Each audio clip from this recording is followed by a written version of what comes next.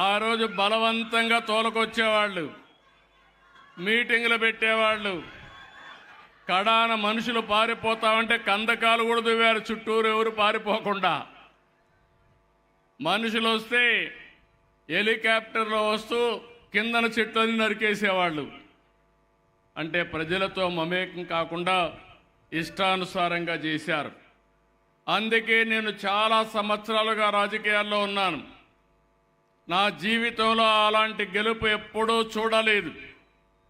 అంటే అభ్యర్థులు పెడితే 94% పెట్టిన అభ్యర్థులందరూ గెలిచారంటే అది ఆ రోజు ప్రజల్లో ఉండే అభిప్రాయం. నేను కూడా ఒక విషయం మీరు గుర్తుపెట్టుకోవాలి. ఈరోజు ఈ రాష్ట్రంలో మళ్ళా ప్రజాస్వామ్యాన్ని పునరుద్ధరించడమే కాకుండా ఈరోజు రాష్ట్రంలో నష్టపోయినటువంటి రాష్ట్రాన్ని పునర్నిర్మాణం చేయాలనే ఉద్దేశంతో ఆ రోజు తెలుగుదేశం, అదే మరిగా మిత్రుడు పవన్ కళ్యాణ్ గారితో కలిసి జనసేన, అదే మరిగా బీజేపీ 3 పార్టీలు పొత్తు పెట్టుకున్నాం. ఈరోజు ఎన్డీఏ ప్రభుత్వం ఉంది.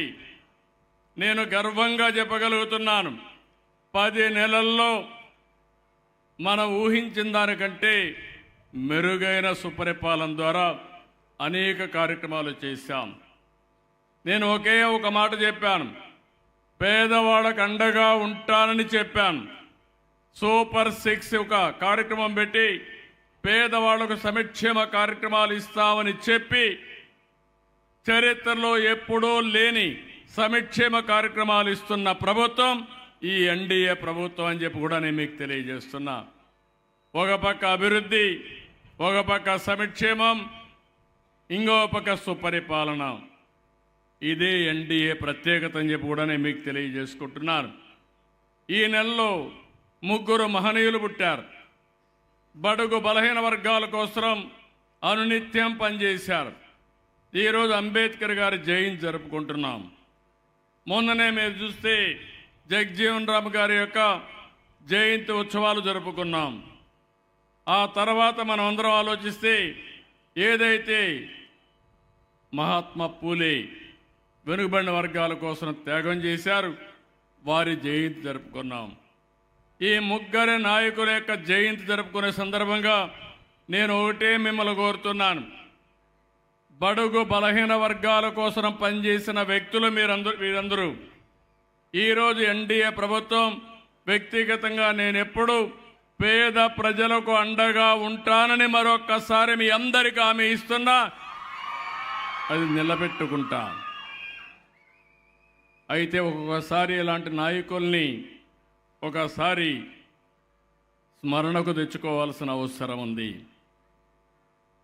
ఈరోజు డాక్టర్ బాబా సాహెబ్ అంబేద్కర్ అయితే 1891 ఏప్రిల్ 14న మహారాష్ట్ర మౌబీ జిల్లాలో మహో గ్రామంలో పుట్టారు.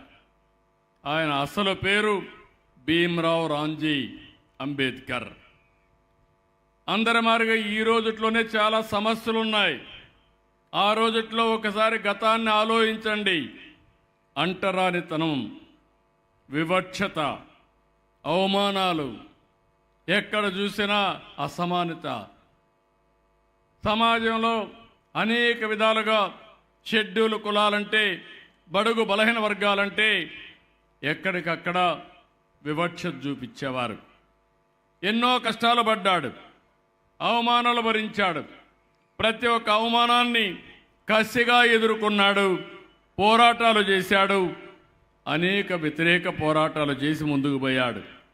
ఒక మాటలో చెప్పాలంటే దళితులు, అణగారిన వర్గాల కోసం యుద్ధం చేసిన మహాయోధుడు అంబేద్కర్ గారని చెప్పి కూడా నేను మీకు తెలియజేస్తున్నా. 1927 ఆ రోజుట్లోనే మహాద్యుద్యమం ద్వారా దళితులకు నీటి హక్కును కల్పించాడు. 1930లో కాలారం ఆలయ ప్రవేశం చేసి వీళ్ళందరినీ దేవాలయానికి తీసుకుపోయే విధంగా ముందుకు పోయాడు. 40 ఏళ్ళలో స్వతంత్ర భారతదేశంలో తొలి మంత్రివర్గంలో కీలక పాత్ర పోషించారు. ఈరోజు రాజ్యాంగం మనం చదువుకుంటున్నాం. ఈరోజు మీకు నాకు మనందరికి హక్కులున్నాయంటే దానికి కారణం అంబేద్కర్ గారు.